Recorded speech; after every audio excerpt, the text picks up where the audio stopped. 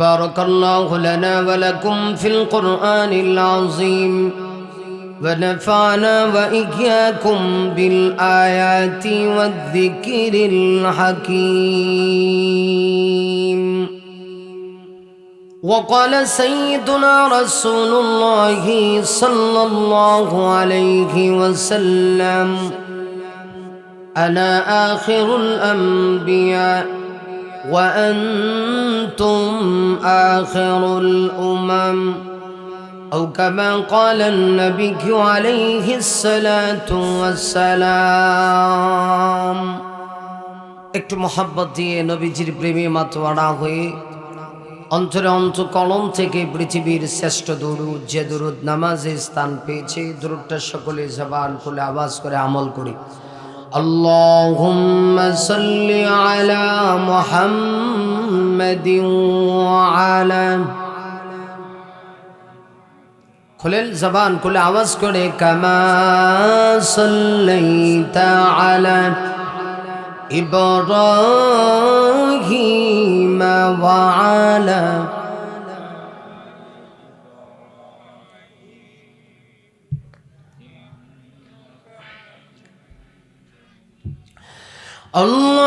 আল্লাহুম্মা বারিক আলা মুহাম্মাদিন ওয়া আলা কামা বারাকতা আলা ইব্রাহিম ওয়া আলা ইন্নাকা হামিদুম।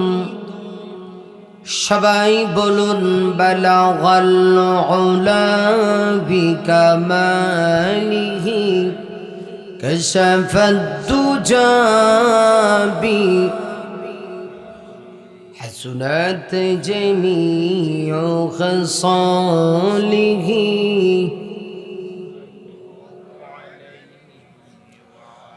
রূহে হুসনি মুস্তাফা কে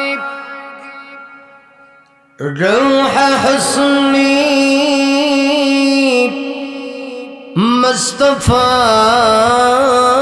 ہی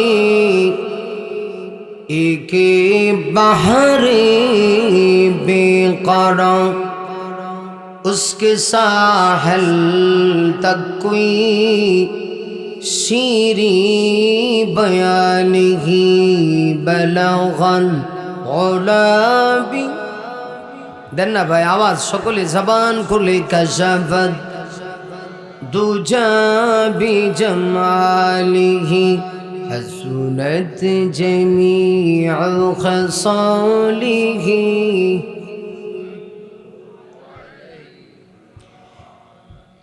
ওয়াহুদের ময়দানে রক্ত ঝরালে দিন কায়েমের জন্য, পাথর বুকেও ফুটালে ফুল, মানুষ জাতি ছিল শূন্য। বহুদের ময়দানে রক্ত ঝরালে দিন কায়েমের জন্য, পাথর বুকেও ফুটালে ফুল, মানুষ জাতি ছিল শূন্য। শত জ্বালাতন সয়েছ তুমি, সেই কাহিনী শুনে কেঁদেছি। শত জ্বালাতন সয়েছ তুমি, সেই কাহিনী শুনে কেঁদেছি। মনের এই ক্যানভাসে তোমার ছবি বাসে, তোমার প্রেমে যেন পড়েছি। আমি দেখিনি তোমায় চোখের তারায়, তবুও তোমায় ভালোবেসেছি। মনের এই ক্যানভাসে তোমার ছবি বাসে, তোমার প্রেমে যেন পড়েছি। ও আম্মা শোনা, আমার আম্মা জান খাদিজা আমার নবীকে এত বেশি ভালোবাসত রে আম্মা। আমার নবীজি যখন খাদিজাকে বিবাহ করেছিলেন, আমার নবীজির বয়স তখন ছিল 25 বছর। 25 বছরের একজন নওজোয়ান যুবক। আমার আম্মা জান খাদিজার বয়স ছিল 40। আরে মামি, এবার আমার আপনার নবী বিশ্ব নবীর বয়স যখন 40, আম্মা জান খাদিজার বয়স তখন 55 বছর। আমার মা বয়স্ক মহিলা কইলে কি হবে গো? আমার মা আমার নবীকে এত ভালোবাসতো। ওই সময়ে নবীজি হারা গুহায় ইতিকাফে মগ্ন। নবীর পাশে কেউ যায় না, নবীর কাছেও কেউ যায় না। আমার নবীর প্রতি আমার মা আম্মা জানে না তো মহব্বত। 55 বছরের একজন বয়স্ক মহিলা প্রতিদিন সকালবেলা আমার নবীর জন্য নাস্তা নিয়ে যাইতেন। নাস্তা খাওয়াইয়া বিকেলবেলা আমার মা আবার নবীর জন্য খাবার নিয়ে আসতেন। নবীজি তাকায় দেখতেন পাহাড়ি আঁকা বাঁকা পথ। আমার মা আম্মা জান খাদিজা হাঁটতে গিয়ে মাঝে মধ্যে পড়ে যাইতেন। নবীজি তখন খাদিজার দিকে তাকায় নবী টপ টপ টপ টপ করে চোখের পানি ছেড়ে দিয়ে কান্নায় ভেঙে পড়তেন। আমার নবীজি আমার মা আম্মা জান খাদিজাকে ডেকে ডেকে বলতেন, খাদিজা গো, তুমি যে আমাকে এমন ভালোবাসো, এই ভালোবাসার বদলা দেওয়ার মতো কোনো জিনিস আমার হাতে নাই। সুবহানাল্লাহ, সুবহানাল্লাহ। কষ্ট হয়, আপনাদের কষ্ট হয়। নবীজি ইতিকাফে বসা, কোরআন শরীফ নাজিল হয়। 40 দিন নবীজি অতিবাহিত করলেন। কোরআন শরীফের সর্বপ্রথম সূরা সূরা আলাক নিয়ে হযরত জিবরিল আমার আপনার নবীর কাছে আগমন করলেন।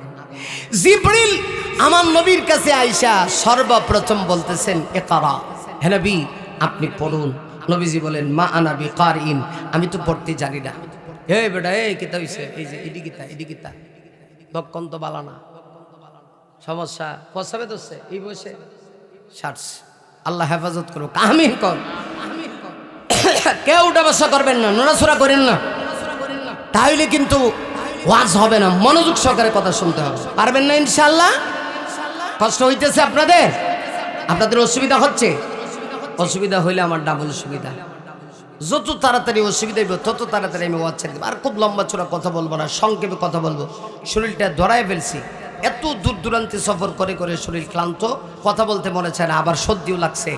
আপনারা কি কথা ক্লিয়ার বুঝতেছেন না? তাহলে একটু জব দিন। আমার নবীজির কাছে হযরত জিবরিল আসলেন। কোরআন শরীফের প্রথম সূরা নাজিল হবে প্রথম 5 আয়াত নিয়ে। প্রথমেই আসলেন জিবরিল আইসা নবীকে বলে, ইকরা, নবী গো আপনি পড়ুন। রসুল বলেন, মা আনা বিকারিন, আমি তো পড়তে জানি না। জিবরিল আবার বলে, ইয়া রাসূলুল্লাহ ইকরা, আপনি পড়ুন। নবীজি বলেন, মা আনা বিকারিন, আমি পড়তে জানি না। হযরত জিবরিল আবার কয়, ইকরা বিসমি রাব্বিকাল্লাযী খালাক। সুবহানাল্লাহ।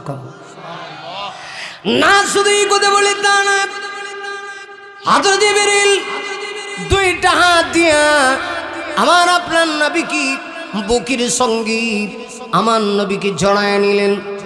জড়ায় নিয়ে হযরত জিবরিল বলে, নবী গো আপনি পড়ুন আপনার রবের নামে যিনি আপনাকে সৃষ্টি করেছে। যে মুহূর্তে জিবরিল তৃতীয়বার রবের নামে পড়ুন এই কথা বলেছি, বলতে দেরি হয়েছে। আপনার আমার নবীর জবান থেকে অটোমেটিকলি আল্লাহর কোরআনের তেলাওয়াত জারি হতে দেরি হয় নাই। নবীজি পড়তে শুরু করছেন। তো এখান থেকে শিক্ষা, যদিও নবীজির গায়ে তাপ চলে আসছে, জিবরিলের জাতা, তো জিবরিলের জাতা বুঝেননি? এটা কি কয় আপনাদের অঞ্চলে? বুকে ধরে ছাপ। হ্যাঁ ছাপ, এক এক জায়গার এক এক ভাষা। ঢাকা গেলে দেখবেন বাপে ডাকে পোলারে হালা, এরা সব কথায় হালা কয় ঢাকার লোকেরা। আবে হালা, খানকে হালা, নাটকে হালা, কাইছি বি হালা, আইছি বি হালা, হুজুর বি হালা। আমি আগে পুরান ঢাকার খতিব ছিলাম, এখন গাজীপুরের খতিব। তো পুরান ঢাকায় যখন খতিবগিরি করছি, আমি খতিব আমারে কইতো, খতিব হালাই বি গেছে গা। কথা বুঝেন না নাকি? আরে আমার কথা বুঝেন আপনারা কিছু? জব দেন না কেন? এরা সব কথায় হালা কয়। আসলে হালা কয় ডইল ওদের বাসা। যত বেশি হালা কইব মনে করবেন আপনারা তত বেশি পছন্দ করে। মানুষ মরে গেলে গাও হালা কয়, হালাই বি মরে গেছে গা। কথা বুঝেন নাই? মানে মরে গেছে গা, এই কথাটা বলতে গিয়ে হালাই বি মরে গেছে গা। আবেহালা কি খাইতো না? কথা বুঝেন নাই? এক এক জায়গার এক এক ভাষা। নোয়াখালীতে গেলে দেখবেন যে হেরা প উচ্চারণ করতে পারে না, পরে হ উচ্চারণ করে। ফানিরে কয় হানি, খাউন রে কয় হাওন, ফেফেরে কয় হে হে, ফান রে কয় হান, ফার্তক করে কয় হাতক্য। কথা কি কিছু বুঝতেছে? এক লোক গেছে শিক্ষাবিদ, মানে প্রাইমারি স্কুলে ভিজিট করার জন্য গিয়া এক ছোট বাচ্চার সাথে সাক্ষাৎ। বেচারা মহব্বত করে ছেলেটাকে বলতেছে, বাবা তোমরা পার্থক্যকে পার্থক্য বলতে পারো না? পার্থক্য করে হার্থক্য কেন লাগে কো? তখন ছেলেটা খুব চালাক ছিল, জবাব দেয়া কো, স্যার পার্থক্যের হার্থক্যের মাঝে তো কোনো হার্থক্য নেই। কথা কি কিছু বুঝতেছে? তো এক এক জায়গার এক এক ভাষা, তাই না? আমার কথা কি বুঝতেছে? তো নবীজিকে হযরত জিবরিল চাপ দিলেন, এভাবে বুকে জড়ায়া চাপ দিলেন। বুকে জড়ায়া যখন চাপ দিছে, নবীজির গায়ে জ্বর চলে আসছে। কারণ জিবরিলের চাপ তো সাধারণ কোনো ফেরেশতা না, কিন্তু আল্লাহ পাক তার জবান থেকে তেলাওয়াত জারি করে দিয়েছেন। প্রথমে দুইবার বলছেন ইকরা, পড়ুন। রাসূল বলেন জানি না। যখন রবের নামে পড়ুন তখন তেলাওয়াত জারি হয়ে গেছে। তাইলে বোঝা গেল দুনিয়ার সাধারণ পড়া আর কোরআনের পড়া এক হতে পারে না। আরো জোরে বলতে হবে, আওয়াজ করে আরো জোরে বলতে হবে, ঠিক কিনা? এই যে বর্তমান বাংলাদেশে মাত্র 32 বছরের একটা যুবক ছেলে দুনিয়ার থেকে বিদায় নিয়ে শহীদ হয়ে সারাটা বাংলাদেশের মানুষকে জাগিয়ে গেল।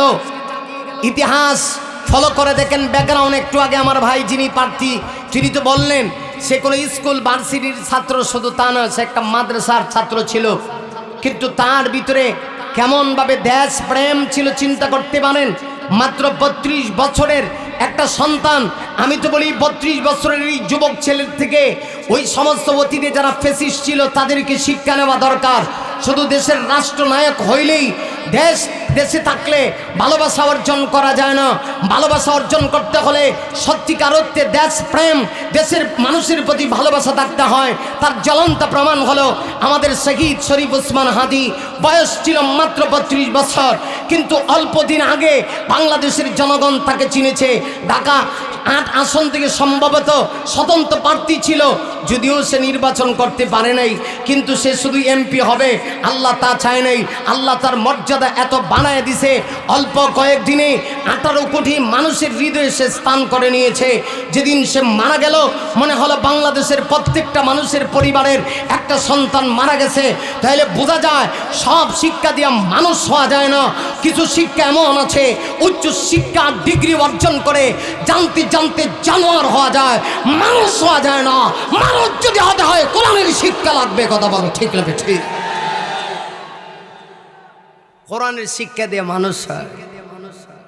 এই জন্য দুনিয়ার শিক্ষার পাশাপাশি একটু কোরআনের শিক্ষা গ্রহণ করতে হবে, ঠিক কিনা? ঠিক কিনা? বাংলাদেশে যতগুলি বৃদ্ধাশ্রম আছে, আমি গাজীপুরের খতিব, খালি খতিব তা না, আলহামদুলিল্লাহ 6 বছর হয়ে গেছে খতিব। আমি মাঝে মধ্যে আমার মসজিদে বলি, যেহেতু আমার মতো রাগী মানুষ 6 বছর টিকছে, মনে হয় মরণ পর্যন্ত টিকবে। মুসল্লিরা কল্লা জোলা কথা বুঝেন নাই? রাগ গোসা সেতমেত আমার কিন্তু কম না। আপনারা ভাববেন না মনে হয় এখানে যেমনি কথা বলি এখানে বিড়ালের মতো, না, এখানে আরো বাঘের চেয়ে তারা বেশি গর্জন দিয়ে কথা বলি। আর আমার জীবনে কোনো মসজিদে 2 বছর টিকছে এর গ্যারান্টি নেই। কারণ 4 সপ্তাহ পরেই তো মসজিদের সভাপতি সেক্রেটারি সবটির বিরুদ্ধে ওয়াজ শুরু হয়। আর মেজাজ শরীফ যদি 144 থাকে তাহলে তো অবস্থা আরো খারাপ। কথা বুঝেন নাকি? যেহেতু এখানে 6 বছর টিকছি, আমি মাঝে মধ্যে মজা করে আমার মসজিদে বলি মনে হয় আমি কিছুদিন টিকবো। মুসল্লিরা হ্যাঁ, বুঝেন নাই? আমার পাড়ের ভাইরা এই গাজীপুরে বৃদ্ধাশ্রম আছে, বিশ্বাস না হইলে একটু গিয়া দেখেন বৃদ্ধাশ্রমে, একটু গিয়া দেখেন 100 জন যদি থাকে এর ভিতরে 100 জনই দুনিয়ার উচ্চ শিক্ষিত লেভেলের মানুষ। এরা নিজেরাও বড় শিক্ষিত, এদের সন্তানেরাও বড় বড় শিক্ষিত, কিন্তু শিক্ষা থাকলে কি হবে? তাদের ভিতরে কোরআনের শিক্ষা নাই। এই জন্য ঢাকার এক কুট্টি এমপি কইছিল যে মানুষ যদি কোরআনের শিক্ষা না থাকে, ঢাকায় ভাষায় কইছিল সে জানতে জানতে জানোয়ার হয়ে যাবো গা, কিন্তু মানুষই তথ্য না। এই কথাটা বাস্তব। মানুষকে পরিবর্তন করতে হলে হেরার শিক্ষা, ইলমে ওয়াহির শিক্ষা, কোরআনের শিক্ষা লাগবে। যাই হোক, এই যে কোরআন শুরু হয়ে গেল নাজিল হওয়া, কিছুদিন পরে কোরআন শরীফের আরেকটা সূরা নাজিল হইল সূরা মুদ্দাথির থেকে। আমি যে কথাটা বলতে চাই, এরপরেই দেখা গেল কিছুদিনের জন্য আমার আল্লাহ ওয়াহির বিরতিকাল দিলেন, মানে জিব্রাইল আসে না, নবীর কাছে কোরআনও নাজিল হয় না। কিন্তু দেখা গেল তখনকার সেই সময়টা নবীদের জন্য বড় কষ্টদায়ক, কারণ একে তো ইমানের দাওয়াত দেওয়ার কারণে গোটা মক্কার সবগুলি মানুষ আমার নবীজির বিরোধী। শুধু সব মানুষ বিরোধী তা না, বিরুদ্ধাচরণের মাত্রাটা এমন পর্যায়ে গেছে, আপন মানুষগুলি পর্যন্ত রসুলের বিরুদ্ধে চলে গেছে। আপন চাচা এখন আর নবীকে দেখতে পারে না। আপনি যখন হক কথা বলবেন আপনাকে কেউ দেখতে পারবে না, আপনাকে মৌলবাদী, জঙ্গিবাদী, উগ্রবাদী বলবে। কথা বলেন না কেন? আরো জোরে কান।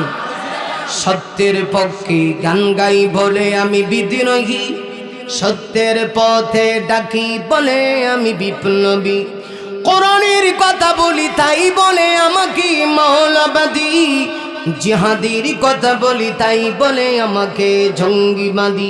আমি বিদ্রোহী, আমি বিদ্রোহী, বিপ্লবী, মৌলবাদী, কেন জঙ্গিবাদী? আর ঠিকের আওয়াজটা পছন্দ হইতেছে না, এজন্য ওয়াজে হিট উঠে না। আরো জোরে আওয়াজ করে এখন, ঠিক কিনা? জন্মের পরে কানে আজান কি দিনি, তুমি মৌলবাদী যারা হওনি। আমরা মৌলবাদী খন এ খাটাস, তুই যখন পৃথিবীতে আইসলে তখন একজন হুজুরই তোর কানের কাছে গিয়ে আজান দিছে, লজ্জা লাগে না তুই যে মৌলবাদী কস? জন্মের পরে কানে আজান কি দিনি, তুমি মৌলবাদী যারা হওনি। আবার মরণের পরে জানাজা পড়াবি, আবার মরণের পরে জানাজা পড়াবি, তখন কোথায় পালিয়ে যাবি? আমি বিদ্রোহী, আমি বিদ্রোহী, বিপ্লবী, মৌলবাদী, কেন জঙ্গিবাদী? ঠিক কিনা? আপনি যখন হক কথা বলবেন তখন আপনাকে কিছু মানুষ অপছন্দ করবে, এটাই স্বাভাবিক। হুজুর যদি মিষ্টি খাবার ওয়াজ করে হুজুর খুব ভালো রে, কিন্তু হুজুর যদি কয় জিহাদের ময়দানে নামতে হবে তরবারি নিয়ে, কারণ দুটোটাই আমার নবীর সুন্নত। শুধু নবী মিষ্টি খাওয়া নবীর সুন্নত ছিল তা না, প্রয়োজন মোতাবেক হাতে তরবারি উঠায়া বাতিলকে রুখে দেওয়াও আমার নবীর সুন্নত। কথা কোন ঠিক কিনা? কিন্তু আমরা এমন মুসলমান, একটা মানি আরেকটা মানি না। মিষ্টি খাওয়ার সুন্নত মানে তরবারির সুন্নত মানতে, কথা কন না কেন? তরবারির সুন্নত মানতে। সম্মানিত শুধু খেয়াল করেন, আমার নবীজি যখন খালি হক কথাটা কইছে, দেখা গেল সবাই বিরুদ্ধে। আপন চাচা, নাম ছিল আবুল আহাব, চলে গেছে, বিরুদ্ধে চলে গেছে।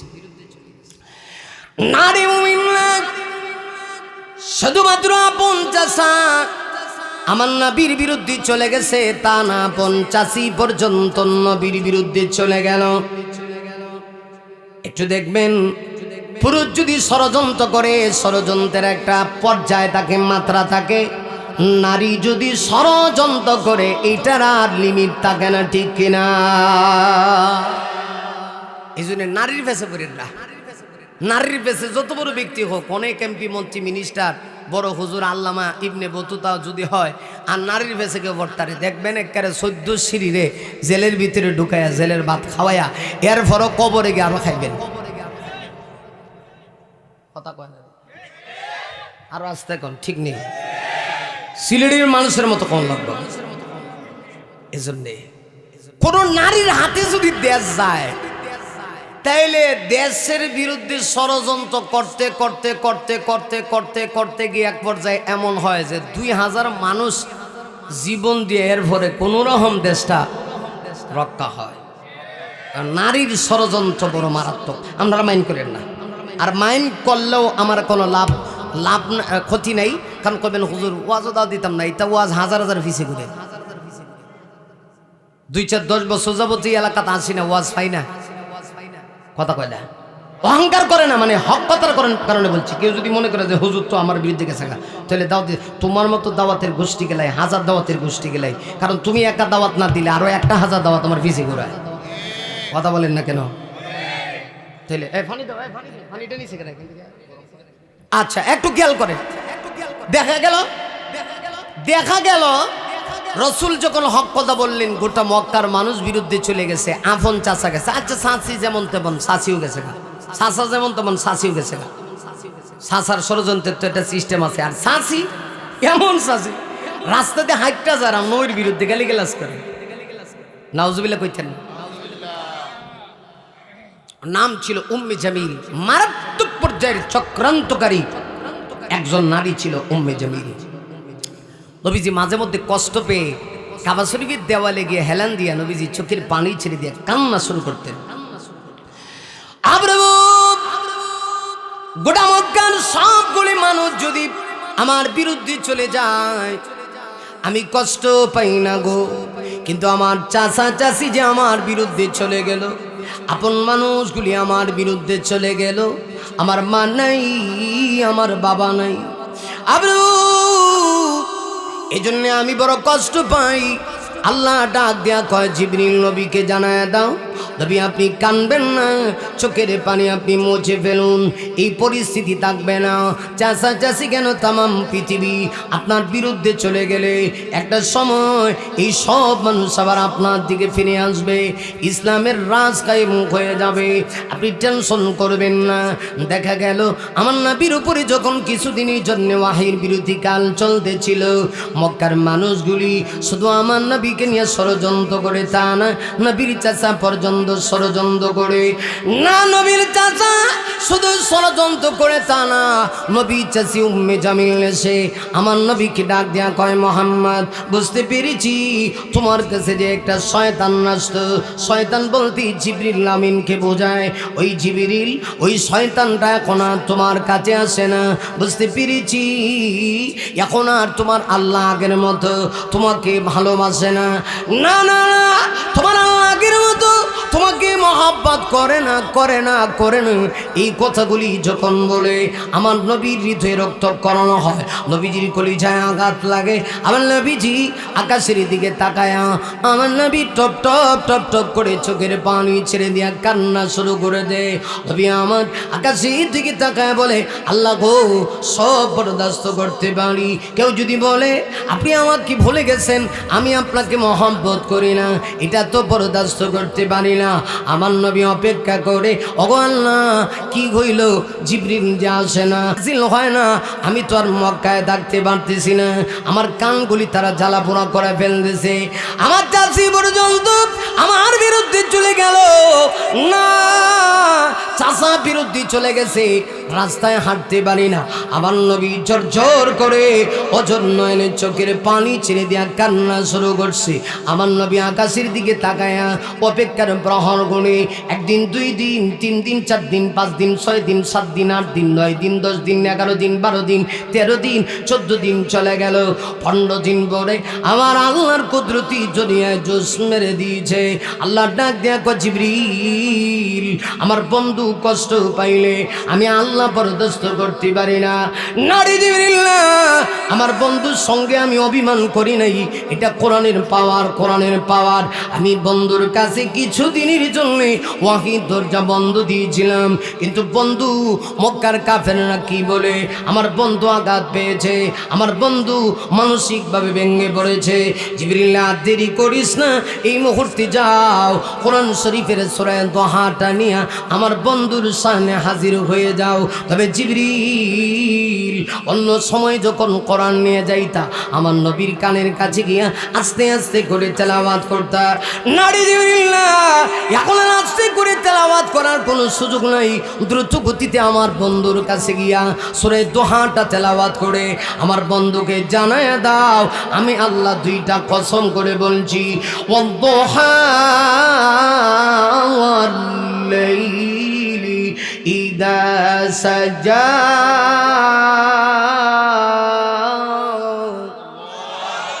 আরো জোরে বলা যাবে কি আল্লাহু আকবার?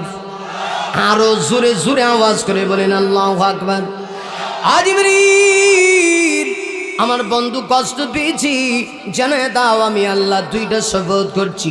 সূরার নাম দোহা, আল্লাহ শপথ করেন দোহার। 2 নাম্বার হলো আল্লাহ বলেন ওয়াল্লাইলি ইদা সাজা, আমি লাইলে সাজার কসম করছি। দুইটা শপথ আল্লাহ করলেন, একটা হলো দোহার শপথ। দোহা মানে কি? তাফসীর কারকগণ লিখেছে দোহা হলো দিনের ওই সময়ের শপথ আল্লাহ করেছে যখন সূর্যটা আকাশে পরিপূর্ণভাবে উদয় হয়। আকাশে যখন সূর্যটা পরিপূর্ণভাবে উদয় হয়, আল্লাহ দিনের আলোর ওই সময়ের কসমটা করলেন। আল্লাহ ওই সময়ের কসম করলেন কেন? মূলত দিনের আলোর কসম করে আল্লাহ নবুয়তের আলোর কসম বোঝাইছে। আল্লাহ কয় নবী গো, ও নবী, আকাশে যখন সূর্য উদয় হয়ে যায়, সূর্যের আলোর মাধ্যমে পৃথিবীর মানুষ খুশি হইলেও কিছু প্রাণীরা চেরা খুশি হয় না। কলা গাছের চিপায় একটা প্রাণী থাকে, এটার নাম হলো কলাবাদুর। কলাবাদুর কিন্তু খুশি হয় না, সে চায় না আকাশে সূর্য উদয় হোক। কিন্তু না চাইলে কি হবে? প্রতিনিয়ত সূর্য তার গন্তব্যের দিকে ছুটে চলছে। সূর্য প্রতিদিন উঠে। আল্লাহ ডাক দিয়া কয় নবী গো, সূর্যের আলো উঠলে যেমন কিছু কলাবাদুর আছে না চায় না সূর্যের আলো উদয় হোক, ঠিক তদ্রুপভাবে নবুয়তের আলো যখন প্রস্ফুটিত হয়ে গেছে, নবুয়তের আলো যখন গোটা পৃথিবীতে ছড়িয়ে পড়েছে, তার ভিতরেও কিছু কালাবাদুর মার্কা উম্মত আছে, যেমন আবুল আহাব। এরাও চায় না গো নবুয়তের আলো ছড়িয়ে পড়ুক। এই জন্য আপনি কষ্ট পাবেন না। আমি আল্লাহ দিনের আলোর কসম করি, এর অর্থ হলো নবুয়তের আলোর কসম। দুইটা ব্যাখ্যা, একটা হলো দিনের আলোর কসম, আর একটা হলো নবুয়তের আলোর কসম। আমার আল্লাহ দিনের আলোর কসম করেছি, এর দ্বারা বোঝা যায় আল্লাহ দিনের কসম করেছি।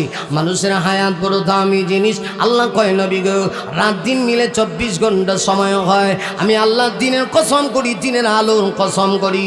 এরপরে 2 নম্বরে আল্লাহ বলেন ওয়াল্লাইলি ইদা সাজা, আমি আল্লাহ লাইলে সাজার কসম করছি। লাইলে সাজা মানে কি? তাফসীরের কিতাবের ভিতরে মুফাসসিরিন কেরাম কোন উল্লেখ করেছে, লাইলে সাজা মানে আল্লাহ রাতের অন্ধকারাচ্ছন্ন সময়ের কসম করে। তার মানে হলো দিনের আলো আর রাতের অন্ধকার। এর অর্থ হলো দিন রাত 24 ঘন্টা সময়ের কসম করি। এই গেল 1। 2 নম্বর ব্যাখ্যা হলো দিনের আলোর কসম মানে নবুয়তের আলোর কসম। আরেকটা ব্যাখ্যা হলো নবী গো, আমি আল্লাহ দোহার কসম করছি। এর অর্থ হলো আপনার চেহারা মোবারকের কসম করছি। না শুধু নবীর চেহারা মোবারকের কসম করে শেষ না, আল্লাহ বলেন লাইলে সাজার কসম। এর আরেকটা ব্যাখ্যা হলো নবী গো, আমি আল্লাহ আপনার কালো চুল মোবারকের কসম করে বলি, মা ওয়াদ্দাআকা রাব্বুকা ওয়া মা ক্বালা। নবী গো, আপনার রব আপনাকে ছেড়ে দেয়নি, আপনার প্রতি অসন্তুষ্ট হয়নি। ও নবী, ওরা বলে আমি আল্লাহ নাকি আপনাকে ছেড়ে দিয়েছি। কে বলেছে? নবী গো, আপনি কষ্ট পাইলে আমি আল্লাহ কষ্ট পাই। কোন নবীর চেহারার কসম আল্লাহ করে নাই কোরআনে, কিন্তু আমার নবীর চেহারার কসম করেছে।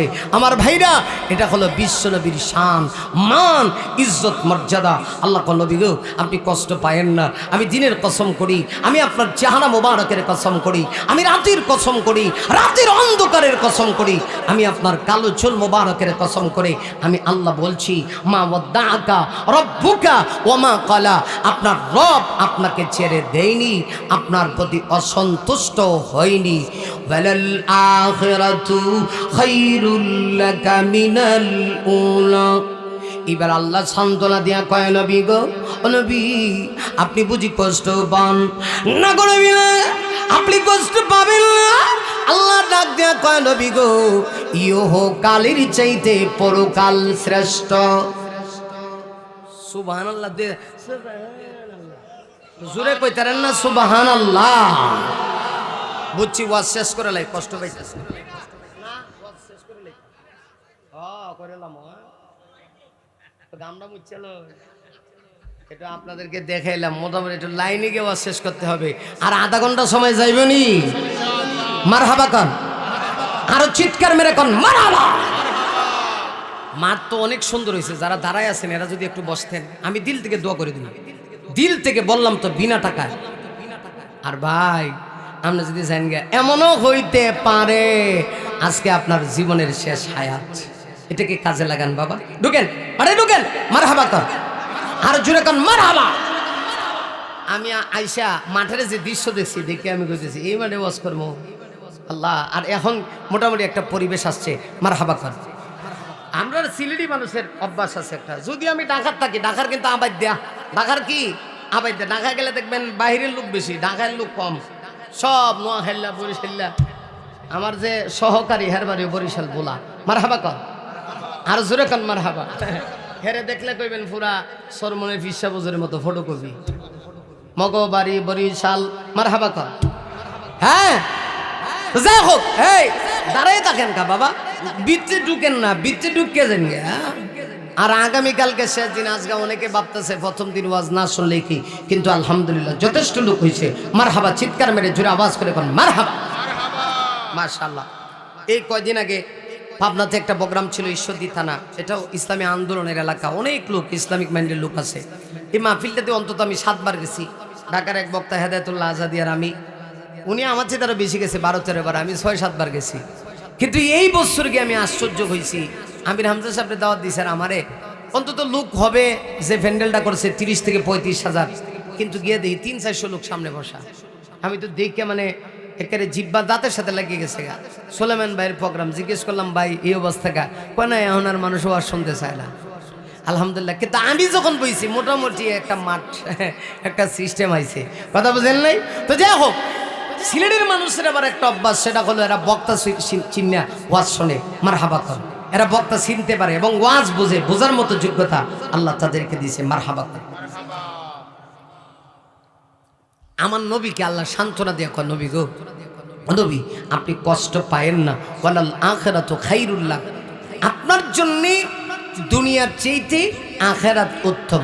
সুবহানাল্লাহ, জোরে কন ওয়ালাল আখিরাতু খাইরুল লাক। নবীকে আল্লাহ সান্ত্বনা দিয়ে কয়, নবী আপনার জন্য আখিরাত খায়ের, আপনার জন্য খাইরুল লাক মিনাল উলা, প্রথম জগৎ থেকে মানে ইহকাল থেকে ওয়ালাল আখিরাতু খায়ের, পরকাল উত্তম। আর আমরা হইলো যে দুনিয়া দরকার, আমারই দরকার, কারণ দুনিয়া লাগবে, তবে আখিরাত চাইতে বেশি না। মানে আমরা এই কথা কইলে অনেক লোক হুজুর ওয়াজ করে টেয়া কম নিতারেন না, তাহলে এত টেয়া নেন কার লেগা, কি পরিমাণ টেয়া আপনারা আমার দেন। আমার এক টাকার এক ঘটনা লইয়া সারা দুনিয়া দিছে ভাইরাল করে, অলরেডি অনেকের কাছে মনে হয় এটা ভুল গেছে। যেহেতু কথা প্রসঙ্গে আসছে একটু বলেই ফেলি। আমি লাইভে বুঝাইলাম কি, আর জাতি বুঝলো কি। আর আমার স্বজাতীয় ভাইরা আমার কি পরিমাণ গালি দিছে, আল্লাহ রে। হেরা মনে করছে গালি দিলে মনে হয় তাহের বুড়ি একটু ডেবে যাইব গা। এখন আমি দিকে রাস্তায় দিয়ে হাঁটতে গেলে হুজুর, ও আমনে আসসালামু আলাইকুম। তো ভাই এই কাম জীবনও করেন না। আমরা আলেমদের প্রতি একে অপরের প্রতি ভালোবাসা থাকতে হবে। আমি যে ভিডিওটা করছিলাম মূলত টাকা না, যে আমার 2000 টাকা কম দিছে এই কারণে মাহফিল কমিটি আমার সাথে প্রতারণা করছে। জবাবই হোক, আপনাদের পুরো লাইভটা দেখে তারপরে মন্তব্য করার দরকার ছিল। তা আমি তো বুঝি নাই যে এই লাইভ দিলে যে লাখ লাখ কোটি কোটি মানুষ এটা দেখবো। আমার সিলেটের ভাইরা, হারে কত কষ্ট করলাম, আমার এখনো স্মরণ আছে। বিশ্বাস, এটা আপনাদেরকে মহব্বত করে বলতেছে, আবার মাইন্ড করেন না, ভালোবাসার কারণে। এখানে আসলে আমার কথা আসে। এই বরলেখা দক্ষিণবাগ মনে হয় আপনাদের এখান থেকে 200-400 কিলোমিটার দূর না, খুব কাছে, খুব কাছে না। যেদিন আমি কাজীর বাজার মাদ্রাসায়, এই ভিডিও ম্যানেরা উঠাও, যেদিন আমি কাজীর বাজার মাদ্রাসায় প্রিন্সিপাল হাবিবুর রহমান রহমতুল্লাহ আলাই 2013 সালে দস্তারে ফজিলত দিচ্ছেন ছাত্রদেরকে পাগড়ি, আমি তখন কাজীর বাজারে দাওরা হাদিসের ছাত্র। তখন আমার সেদিন 2013 সালে এই দক্ষিণবাগ অঞ্চলে আমার 2টা প্রোগ্রাম ছিল। কোরআন শরীফ সাক্ষী, আমি যদি মিথ্যা কথা বলি আল্লাহ যেন আমার জিহ্বাটা কেটে দেয়। কিন্তু দুঃখ লাগছে, আমার সিলেটি ভাইরা আপনারা না বুঝে আমাকে নিয়ে মন্তব্য করলেন। মাহফিলে আসছিলাম, আপনারা আরো সহজ করে বললে বুঝবেন। এই এলাকার এখন নতুন এক বক্তা আছে, হাফেজ আনসারুল হক মাঝহারি, মোটামুটি টুকটাক ওয়াজ করেন। হ্যাঁ, যাই হোক, এই তখন সে আমার বয়সে ছোট, আমি তার চেয়ে বড়। সে আমাকে মাহফিলে আনছে। সেদিন আমি 2টা মাহফিল করছি, একটা মাহফিলও হাতিয়া পাইছি না। আমি আজকে 2025 সালে বলতেছি, আমি আসতে চাইছিলাম না, কারণ সেদিন আমার মাথায় পাগড়ি উঠবে। পাগড়ি যে প্রিন্সিপাল হুজুর একেবারে 10টার সময় কারেক্ট টাইমে দিয়ে দিবে, এটা আমার জানা। আমি ভাবছিলাম মনে হয় 12টা-1টার সময় দিবে। মোটামুটি আমি গিয়া পাগড়িটা গ্রহণ করবো। এটা আমার জীবনের জন্য কত গুরুত্বপূর্ণ ইম্পর্টেন্ট সময়, একটু চিন্তা করছেন। আল্লামা জুবায়ের আহমদ আনসারী রহমাতুল্লাহ স্টেজে বসা, অসংখ্য আলেমরা বসা, ঠিক ঘড়ির কাটায় কাটায় 10:30টায় হাজারো ছাত্রের ভিতরে প্রিন্সিপাল হুজুর আমার মতো গুণাগার, আমি ছাত্র যে খুব ভালো এরকম না, কিন্তু আমার নামটা ওনার মুখ দিয়ে বের হয়েছে। ফাগরি দেওয়ার সময় বলছেন আমার হাফেজ দেলোয়ার কই, আমার সম্পদ, হেরে আমি ফাগরি দিতাম। তখন আমি সিলেটের কিন ব্রিজে, পুরান ব্রিজে, সেদিন আমি এত কষ্ট পাইছি। দুইটা মাহফিল করছি, একটা মাহফিলে আমার একটা চেক ধরাই দিছে ছাত্র মানুষ, তখনও ছাত্র, 2013 সালে কথা বলতেছি। এই আনসার ভাই কষ্ট পাইছে। এখন সেদিন আমার বিরুদ্ধে লেখালেখি হওয়ার পরে সেটা লেখছে স্ট্যাটাসে। এক লোক ওয়াজ করার পরে একটা আমারে, মানে খারাপ কিচ্ছু বলছি না, বোঝানোর জন্য বলছি, আমাকে বানাইছে সারা বাংলাদেশে, কি জানেন আমারে কয় কণ্ঠা কি। আরে বেটা আমি কি উইরা জুড়ে বুইরা ওয়াজে উঠছি? আমার নিজের বয়স হয়েছে 34 থেকে 35 বছর, ওয়াজ করি 20 বছর যাবত। এটা আমার অহংকার না। আমি যদি ঢাকায় বলি জুবাইর আহমদ আনসারীর সাথের বক্তা, ছায়া কয় কিতাব হয়নি দেয়। আমার জীবনে আমি জুবাইর আহমদ আনসারীর সাথে স্টেজে এত পরিমাণ ওয়াজ করছি, বাংলাদেশে আর কোনো বক্তার সাথে আমার এত পরিমাণ ওয়াজ হয় নাই এই সিলেটের মাটিতে। তো আমার কথা হলো, সেই দিন আমি যে দুইটা মাহফিল করলাম, একটা মাহফিলে আমার একটা এই যে কি করে না ব্যাংকের চেক ধরাই দিছে, পরে গিয়ে দেখি ব্যাংকে টাকা হয় নাই। আরেক মাহফিল থেকে আমার 2200 টাকা হাতিয়ে দিছে। আমি নারাজ না, আমি যেই কথা বোঝাইতে চাই, প্রিয় ভাই আমাকে বানাইছে ধান্দাবাজ, ফেসবুকে লেখে আমি কন্ট্রাক্টে এই সেই আবিজাবি। জীবনে কত মাহফিল বিনা টাকায় করলাম, তখন আপনাদের দরদ পাইলাম না। আর আজকে ময়মনসিংহের একটা ঘটনাকে কেন্দ্র করে ভালো করে লাইভটা জানলেনও না, আমাকে কন্ট্রাক্টে বক্তা লেখে হাজার হাজার বাইরা ছবি দিয়া আমার বিরুদ্ধে লেখালেখি করলেন। আমি তো মনে করি নাই, আল্লাহর কসম এ থেকে আমার ইজ্জত একটুকু কমছে। আপনি ভাবছেন মনে ইজ্জত কমে গেছে। এখন আগে যদি 100টা প্রোগ্রামের জন্য ফোন আসতো, এখন 500টা প্রোগ্রাম চায় মানুষ এখন আমাকে আরো বেশি চিনছে। কিন্তু আমার দুঃখ লাগে, আমি বিশ্বাস করেন এই সিলেটকে আমি আমার জন্মভূমি দিল দিয়ে ভালোবাসি, এর চাইতে বেশি ভালোবাসি মৌলভীবাজার জেলাকে, এর চাইতে বেশি ভালোবাসি বড়লেখার মানুষকে। আলহামদুলিল্লাহ কর। আপনারা ভাববেন যে হুজুর মনে ফার্ম দিয়ে যাইতেছে, একটা দাওয়া তো আপনারা আমার দিয়ে না।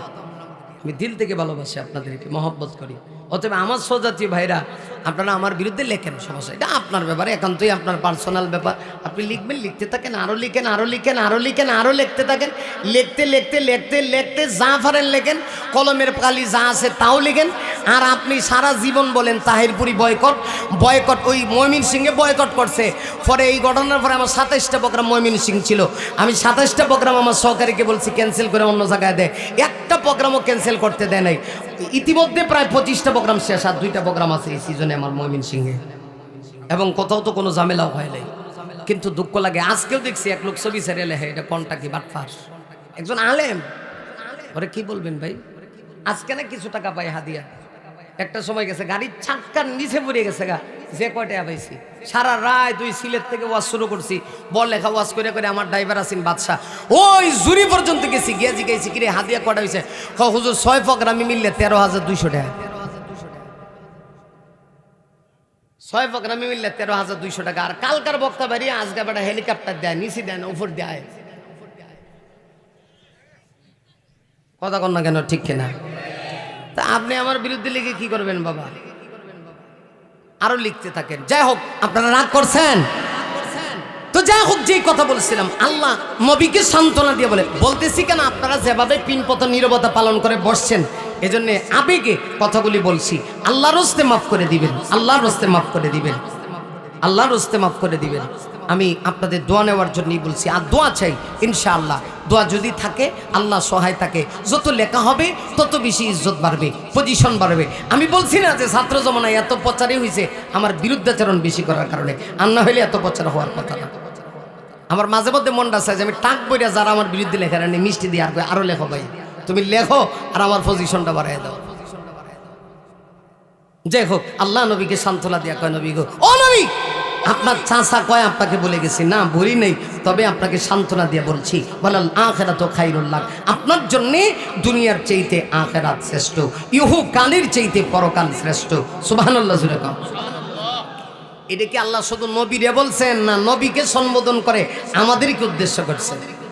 আমাদেরকে নবীকে মাখাতাব বানায়া আমাদেরকে আল্লাহ পাক বলে যে তোমাদের জন্য ইহকালের চাইতে পরকাল শ্রেষ্ঠ। গেল একটা ব্যাখ্যা। আরেকটা ব্যাখ্যা হলো, নবী গো, আপনার জন্য মক্কি জীবনের চাইতে মাদানী জীবন শ্রেষ্ঠ।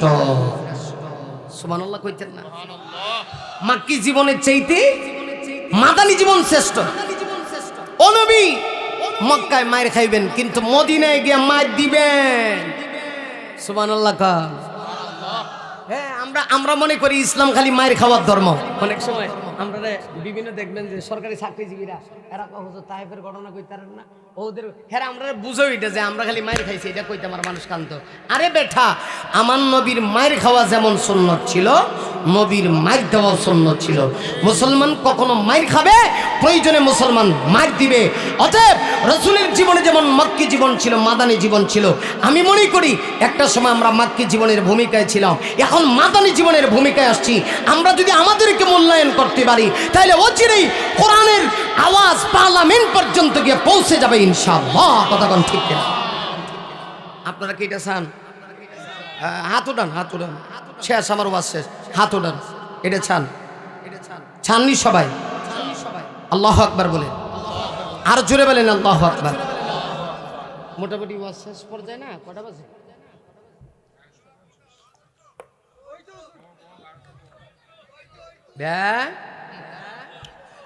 ওয়াজ হইতো। আরে এই কথাটা শুনলে এত ভাল লাগে। এটা আনসার হিসাবে কইতো ওয়াজ হইতো, হুজুর আরো ওয়াজ করক্কা, ওয়াজ হইতো। আমিও কইতাম, আল্লাহর বান্দা দুনিয়াতে নেই। আহা, কত যে মাইর খাইছি কাজীর বাজার থাকতে।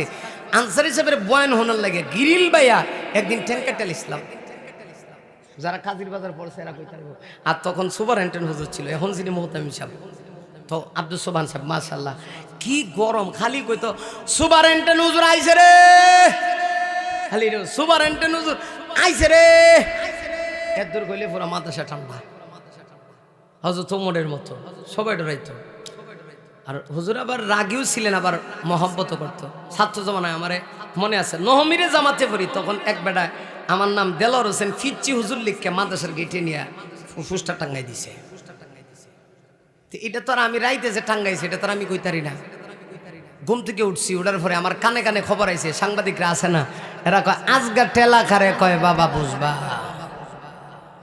কথা কি কিছু বুঝতেছেন? আমরা সিলেটের মানুষ না, এই জন্য কইতেছি মোহাম্মত করে। পরে ক্লাসে গিয়ে বইছি, এমনি সুবহানাল্লাহ হুজুর কয় তোমার ফিসিতে লকব লাগছে। হ্যাঁ, তুমি বাচ্চা হুজুর, আজকে তোমারে বোঝামো। আগে কি ফরাইছিলাম এটা কও, আমি তো ডাঁডা হয়ে বইছি। কথা কি বুঝছেন না?